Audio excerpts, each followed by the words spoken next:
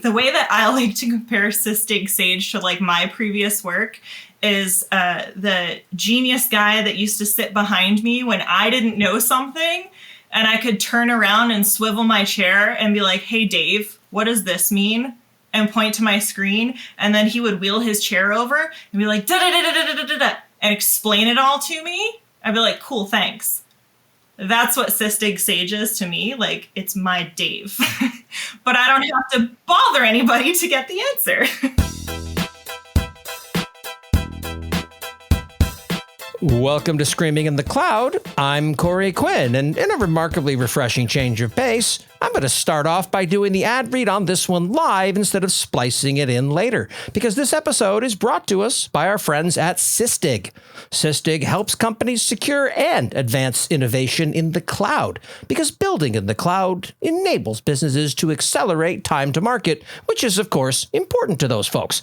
But the cloud has introduced a world where it only takes 10 minutes to initiate an attack. It would take less time if the cloud providers would get off of it, but so far, kind of fortunately, they haven't. But what that means is that security teams have to protect the business without slowing it down. So how do they identify and prioritize the real risks? Well, that's where Sysdig comes in. Sysdig is a complete CNAPP, that's C-N-A-P-P, which probably means something to security people, and it uses AI, because of course it does, to help security teams prioritize and stop the threats that matter most now. To learn more, you can visit sysdig.com, or you can listen to me talk to Crystal Morin. Crystal's a cybersecurity strategist at Sysdig. Crystal, thank you for listening to me. Thank you for having me, Corey. I'm excited to be here. I assume you don't disagree meaningfully with any of the ad read that I just did, given that it's your folks that sent it to me. But if you want to argue, I am thrilled to wind up, oh boy, it's drama time. No, not at all. That's exactly what we do. We like to help protect organizations from the attackers that want to get all of the good stuff in your organization and use it against you. Your data, your customer information, your money, all of that stuff. We want to help protect you from them. I've spoken with some of your colleagues in previous years whenever your usage report comes out, which, like clockwork, it just has again. And I was taken by the 555 benchmark that you folks talked about last time, which the important part that really resonated with me was that from breach to things start to be exploited is roughly 5 minutes. Was the top part of it. And I forget what the trailing fives are, which probably indicate that I'm not the only one. So could you please refresh me on what the 555 benchmark is? Yes. So 555 stands for 5 seconds to detect, 5 minutes to investigate or correlate and triage what's going on, and 5 minutes to respond. So that equals 10 minutes or 10 minutes plus that extra 5 seconds. So 10 minutes in total. 10 minutes-ish, because I haven't synced with an NTP server lately. Exactly. Wonderful. The takeaway that I took with it is that you have to be able to respond rapidly, because most people are not going to answer a page in less than 10 minutes. Therefore, computers basically have to do a lot of the auto remediation for you. The obvious challenge with that is computers making random decisions and turning off production is usually frowned upon. Like, you're at least on the security side where it's more defensible. I help companies fix AWS bills. So when we take something down, suddenly we're not allowed to save money ever again. So it's a little bit lower stakes. In your case, there's a very good argument to, no, instead of having a breach, we did turn everything off. But I'm told there is some middle ground between those two approaches. Yes, there absolutely is. Do you want to dig into it? I do. I'd love to learn a little bit more about what it is Sysdig does, other than, to be very frank, creates a report that I find compelling and gives me interesting things to comment on. But under the hood, what is it you folks actually do? Okay, so this is what we do. I can dig into this 555 and what we actually found in the report and what is going into how we stop attackers in less than 10 minutes, because that kind of will give you an idea of what's going on under the hood in those few minutes. Shall we? Indeed. Please, lead on.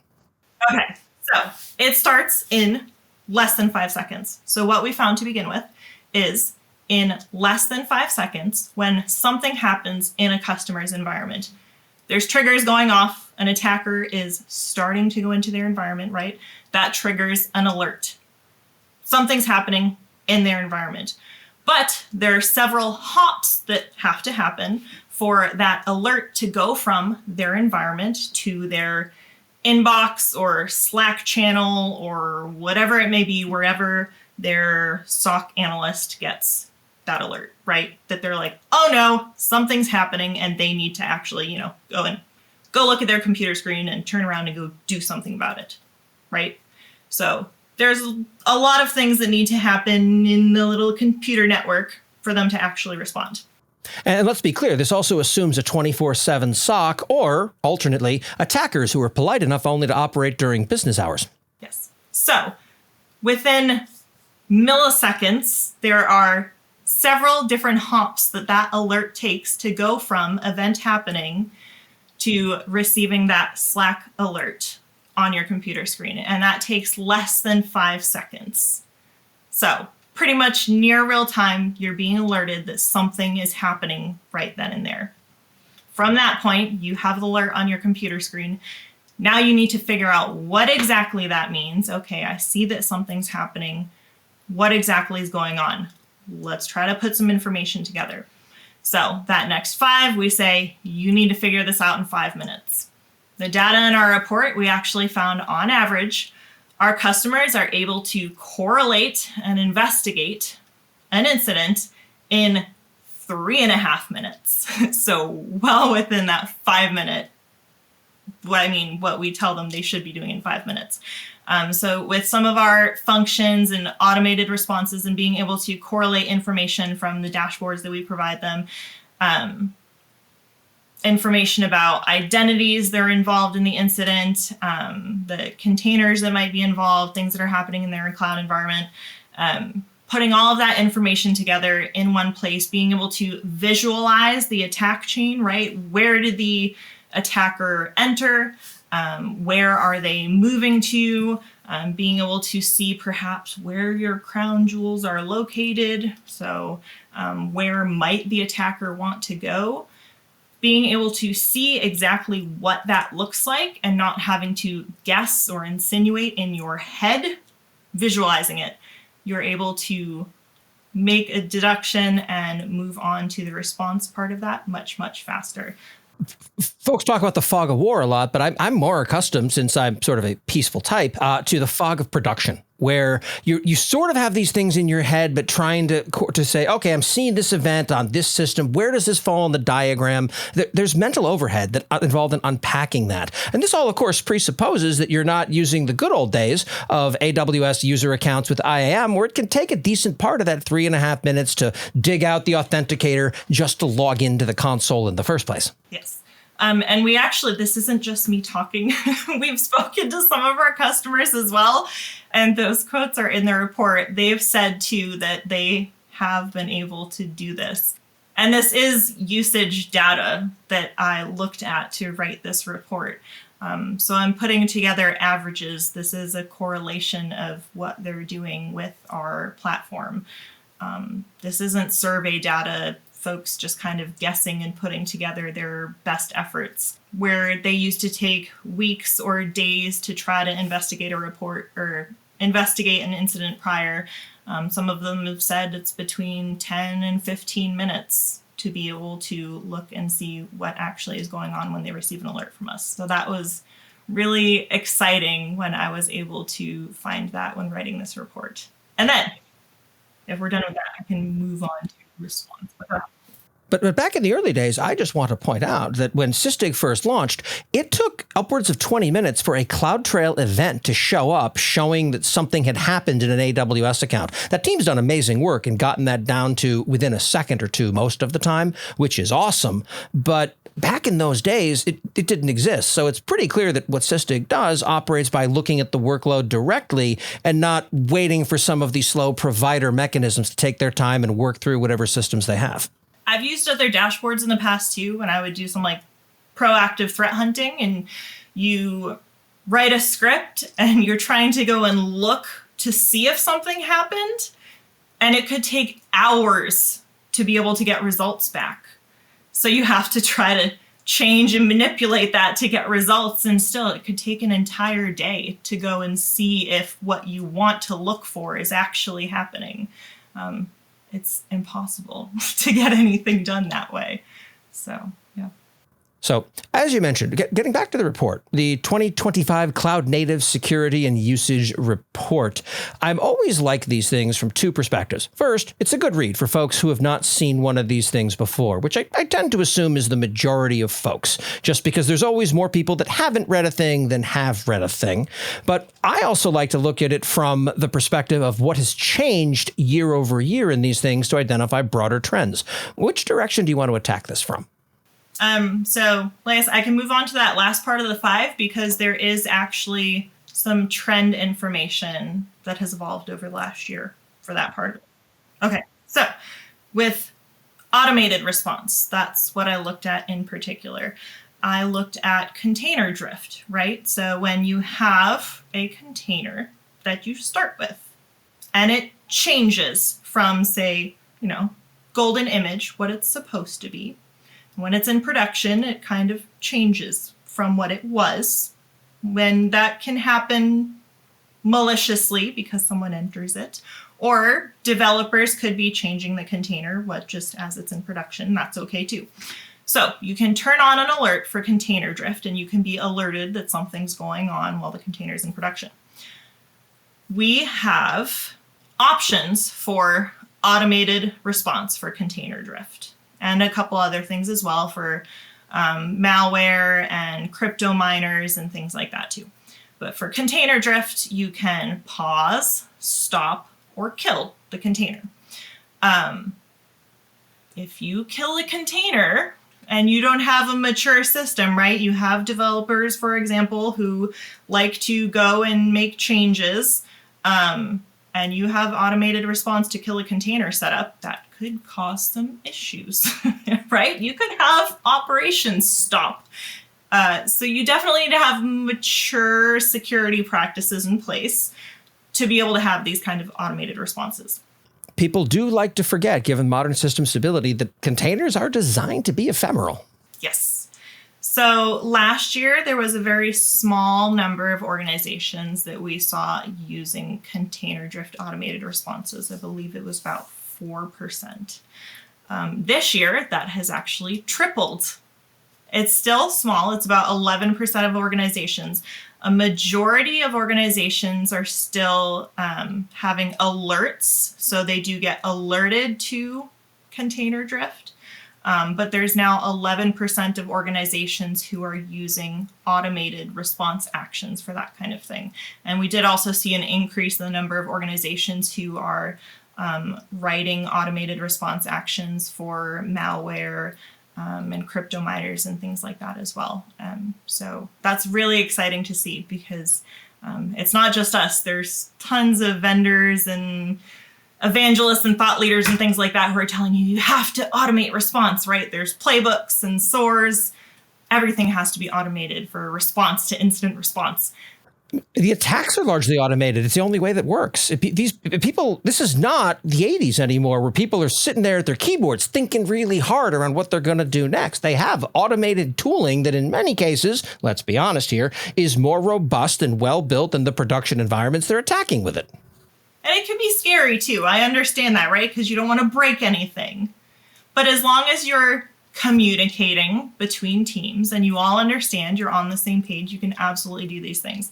And in the report too, we talk out the variety of different ways that you can go about automatically responding to some of these incidents and kind of building and manipulating your own responses and tailoring them to what you want. It's not just a set and forget kind of thing. You can make it what you want it to be. So that kind of helps too. So hopefully we'll see more of that next year. There's also another finding I want to get into around the prevalence of AI because, it's 2025. We're legally obligated to talk about AI things. But first, that's right, it's time for me to talk to you about the company you work for again. Sysdig is sponsoring this episode. What is a Sysdig? Well, they help companies secure and advance innovation in the cloud, because building in the cloud enables businesses to accelerate that all-important time to market. And yet the cloud has introduced a world where it only takes, as we've just said, 10 minutes to initiate an attack. Therefore, security teams have got to protect the business without slowing it down and becoming the Department of No of yesteryear. So how do they identify and prioritize the real risks? You guessed it, Sysdig, which is a complete scene app that uses AI, which we'll get to in a second, to help security teams prioritize and stop the threats that matter the most. Now, learn more at sysdig.com. Now, let's talk about AI in particular, Crystal, because I want to figure out what is real and what is hype. All right. Well, we can get the smaller part of it out of the way, and then we get to the security part, because that's the really exciting part of this. The hype. Implementing AI. That's the hype, right? Everybody's using AI. That's what we hear in the news. How many organizations are actually using AI for security? Sysdig has an AI tool for security. It's a Gen AI security assistant that we have integrated into our platform that you can use to help correlate investigations and things like that. It's really cool. It's called Sysdig Sage. Fascinating. We have, as of the end of last year, after 4 months of general availability, 45% of our customers have begun using Sysdig Sage. 75% of them are DevOps folks. So like I said, they're using it just to, speed up. Most of them grab their cup of coffee and ask Sysdig Sage, hey, what happened last night that I need to be on top of this morning while I start my day? That's what they use it for. What's going on in this container? What's going on in this environment with this identity? That sounds legitimately useful, something that you might, dare I say, not have to shove onto people. Everyone's talking about how AI is the next thing. Well, okay, but if it's half as amazing as people like to say, not to abuse a metaphor here, but I have a 4-year-old daughter who's extraordinarily sugar motivated. I don't have to shove ice cream down her throat. It's a pull rather than a push when it comes to that sort of stuff. With genuinely useful AI, yes, it exists. That is the model. People seek it out. They use it like this proactively. I don't know if other folks who are listening to this have met DevOps folks before, but having been one myself for many years, you can't get me to unwillingly do anything before a cup of coffee in the morning. So the timing sequence of that speaks volumes. Yeah. So the way that, maybe you'll appreciate this too, the way that I like to compare Sysdig Sage to my previous work is the genius guy that used to sit behind me when I didn't know something. And I could turn around and swivel my chair and be like, hey, Dave, what does this mean? And point to my screen. And then he would wheel his chair over and be like, da-da-da-da-da-da-da-da, and explain it all to me. I'd be like, cool, thanks. That's what Sysdig Sage is to me. It's my Dave. But I don't have to bother anybody to get the answer. To continue the Dave metaphor, I've worked with several Daves who, when they didn't know the answer, were terrified to lose face and begin making things up, which the hallucination problem is challenging. But in this case, it almost feels like that is not the bad pattern when it comes to security. Well, I made up an attack that didn't exist. Yes, it's annoying. You had an impromptu fire drill, but someone is actually in the midst of an attack and nope, all is well on the Western Front is not something that is a terrific message to be sending out there. How do you split that difference? Yeah, it's my senior security analyst is what I consider it to be. It's not trying to just put out fires. It's just trying to help me figure out what something is, period. It's the assistant rather than the replacement. It's the categorization. Here's the things you probably want to look at first versus, oh, you want to know what happened last night? Here's 8 gigabytes of logs and this dumps onto your screen. Terrific. Yeah, let me get right on that. So that's that. In other exciting news. Yes, the usage story of AI among the customer base. Right. So we looked at not browser-based AI or anything like that, but the number of AI and machine learning packages in workloads that are running in a customer environment. and found 500% growth of the number of packages in running workloads. And I went through all of them. There were a lot. There's some tables in the report that broke out all of the names, types of Gen AI and machine learning, just all the different kinds of names, what we saw. There's some absolutely massive growth for like OpenAI, TensorFlow, transformers. So you can kind of see those numbers in the report of what that 500% growth actually looked like. The Gen AI packages specifically, because again, a lot of it is actually machine learning packages, but Gen AI alone doubled. The number of Gen AI packages running in workloads doubled, which again kind of aligns with, almost 50% are using Sysdig Sage. Gen AI packages doubled over the last year. So that kind of makes sense as far as growth goes. Amidst all of this growth of AI and the introduction of AI in our customer environments, I did find something very soothing and made us very happy. Public exposure of these workloads with AI, right? So exposure to the internet, attackers constantly are scanning the internet for, IPs, websites, workloads, whatever that are exposed, so they can look for misconfigurations, vulnerabilities, whatever that will let them into your environment so they can wreak havoc, right? That's the easiest way that they can get in unless they have credentials or something like that. So they're always scanning the internet.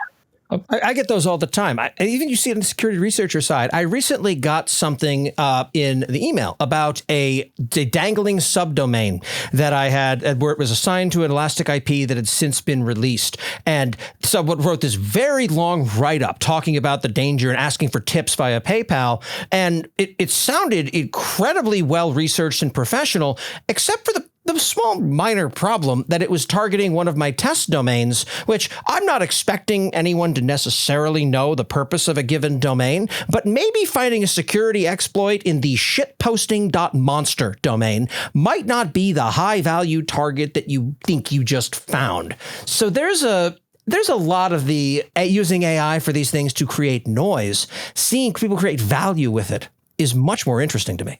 Yes. So public exposure. In April of 2024, we saw public exposure of workloads with AI at 34%. So 34% of workloads containing AI, which potentially has sensitive information, right? Because people are feeding sensitive information, data, whatever, into AI, Gen AI potentially. 34% of those packages were publicly exposed. By the end of the year, that was down to less than 13%. So there was a 38% reduction in the number of workloads with AI publicly exposed to the internet. So 500% growth in workloads with AI and 38% reduction in public exposure. So there's a massive use of AI, but there is an obvious prioritization of the security. That correlation is huge for us. That's really, really exciting to see that even though everybody is looking forward to and trying to use Gen AI, whatever they may be trying to do, that they are trying to keep security at the top of mind. There's also another graph in the report as well. I looked at public exposure and then broke it down further into, do those packages have critical and high vulnerabilities? Are those in use? Are they in production, right? Because those are the kinds of things that our attackers are going to look for. So can I get to that publicly exposed workload? Are there vulnerabilities that I can take advantage of? And is it running in production, right? Like all of those kinds of things that are layered, there's almost nothing there. It was like less than 1%. So the security of AI is definitely a high priority, which made me very, very happy to see. I wonder if that's a natural outgrowth of what I consider to be many companies over-indexing on the value of their data as a competitive advantage. I understand the reasons behind it, truly I do, but at the same time, I'm not convinced that even if you were to get the complete code base of a large competitor, is that a meaningful gain for you necessarily, especially at large scale where everyone implements things differently? I think it's a little bit less clear, but companies are remarkably concerned about it. Is this lockdown that you're seeing of AI workloads in response to that concern? I don't know. It could be. I hope so. Honestly, I'll take the win wherever I can get it. Exactly. Like I said, the positivity makes me happy. The prioritization of security is good. The fact that people are thinking of it is a good thing. This was a part of the report that made me happy. Now I want to talk about a part of the report that made me sad because it struck a little close to home. Specifically, the wild proliferation of machine identities, which to me, in my mind, please correct me if I'm wrong on this, is things like instance roles or execution roles within the AWS context, things designed for automated systems as opposed to human beings logging in for things. Applications, API calls, really, I mean, it could be anything that's not a human that is connected to your cloud environment. I'm the only user in one of my AWS accounts. It has 400 roles in it, most of which were created by AWS automated managed service things. So are those properly scoped? I don't know. If there's something important in there, it is buried under a pile of other things. Well, thank you for validating my findings in the report. I really appreciate that statistic. No, thank you for confirming my own biases and suspicions with actual data. It's great. Yay, the confirmation bias thing, where we cherry pick things from reports to talk about that resonate. This is one where there's a wild rise in the number of machine identities. I'm a big fan of casting shade on these things. I want to pull up the actual numbers on this so I can do it more effectively. But you compared even among different cloud providers, where the number one by, I think, a couple orders of magnitude was Azure. It's because apparently as a user maneuvers through various Microsoft properties, every action they do counts as a different user, presumably billed by the seat. But it was wild. 67 times more users, according to the report. First, we looked at human users, and we looked at the three major providers, Azure, Google, and AWS. And this is, again, just human users alone. GCP and AWS had 1 to 200 human users on average for those organizations, and Azure had over 7,000. And I looked at those numbers and I was like, well, that doesn't make sense. That seems like a little bit of an outlier. So I went to some of our engineers and I was like, can you help me make sense of this? Why does Azure have 67 times more users than the other two? Shouldn't those probably be about the same? So we dug into it, and then we realized that for organizations that use Azure, every time a human user logs into a Microsoft service, like you log into OneNote and PowerPoint and Excel and Word, for every service you log into, it counts you as another user. So you have 100 employees, but you log into 7 different services. Now you are 8 users, and that's how you get to 7,000. So that makes managing human users in Azure very complicated. And why they're counted that way, I'm not quite sure. If it makes them, I don't know if it makes it more complex to manage them. If our customers who manage Azure accounts know this and understand it. I did speak to one who gets it. He knew it. He helped me understand it with one of our engineers. So yeah, that's just the way it's counted. It's just really strange. So if you didn't know that, now you know. I have to assume this is based on legacy account structures. Every company has these. My personal favorite example of that is when you log into the Google Cloud Console and watch your address bar as it steps through various places, it bounces out and then back to accounts.youtube.com as a part of the way you log into your company's, maybe a bank's, infrastructure provider systems. Because, the video site where kids say horrible things in the comments is absolutely something you want critical path. I digress. All account management, all user management is horrible. But what is the answer to this? Between the individual users having massive proliferation, the machine identities scaling at similar massive rates, how do you wrap your head around this?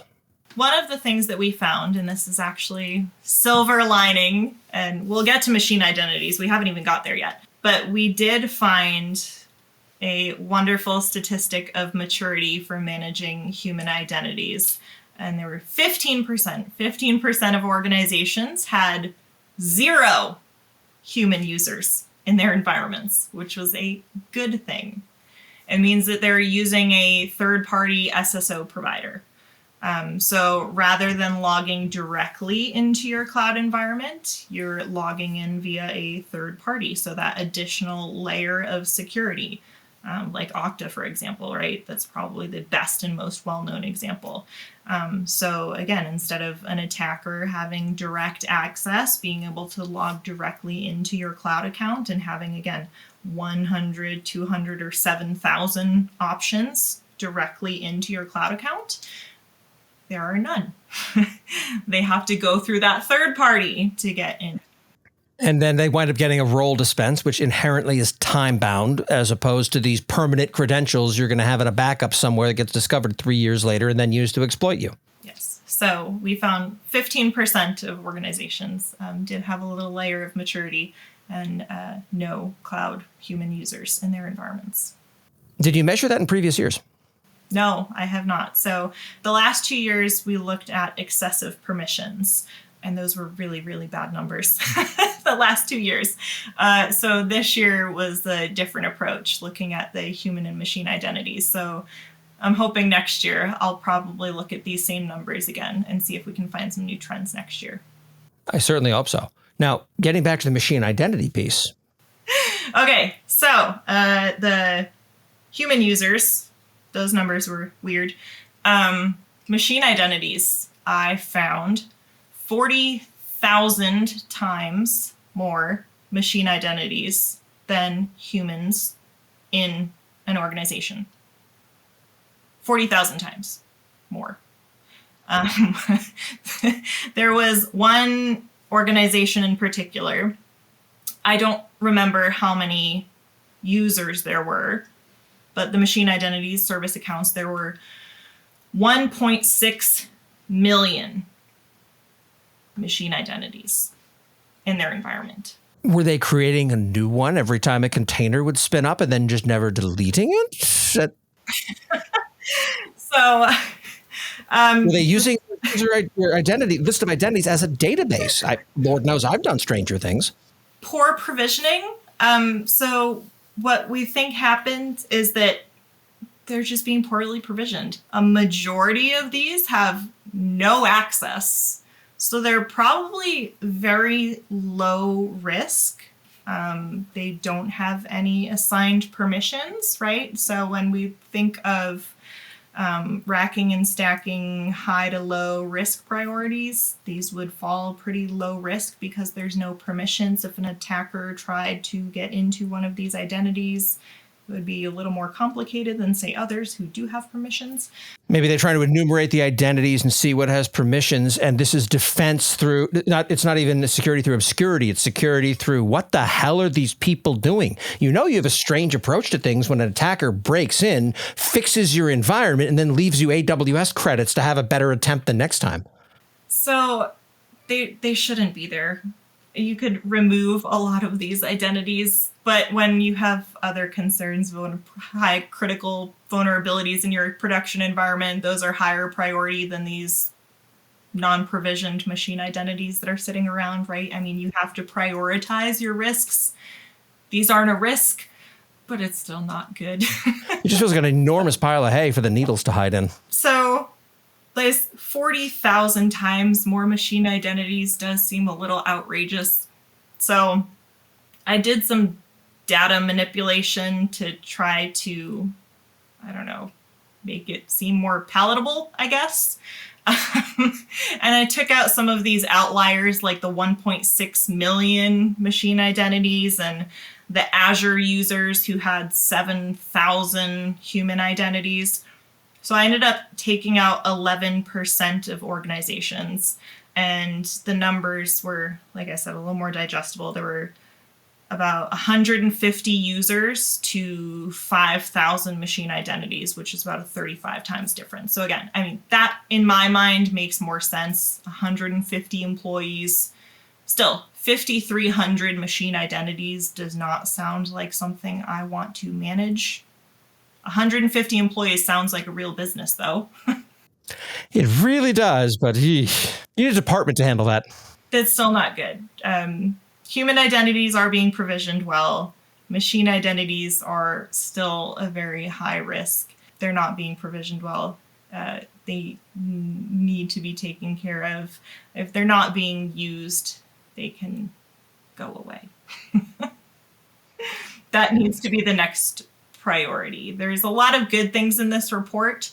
If there's anything that I could, there's some other things that we need to work on too that are in here. But if there's one thing that I could highlight, it's that we need to focus on these non-human identities because they're definitely an issue. If people want to get a copy of this report for themselves, where's the best place for them to do so? They can go to sysdig.com. There's some banners there for you. There's a press release, but yeah, it'll be pretty easy to find if you go there. Our LinkedIn website, you can go to my LinkedIn page. I've got it there too. Yeah, come find me or go to our website. It'll be really easy for you to find. No problem. And all of this will, of course, be in the show notes. Crystal, thank you so much for taking this time to speak with me today. I appreciate it. Thanks for having me. That was a lot of fun. Crystal Morin, Cybersecurity Strategist at Sysdig. I'm cloud economist Corey Quinn, and this is Screaming in the Cloud. If you've enjoyed this podcast, please leave a 5-star review on your podcast platform of choice. Whereas if you've hated this podcast, please leave a 5-star review on your podcast platform of choice, along with an angry comment from one of your 40,000 user accounts.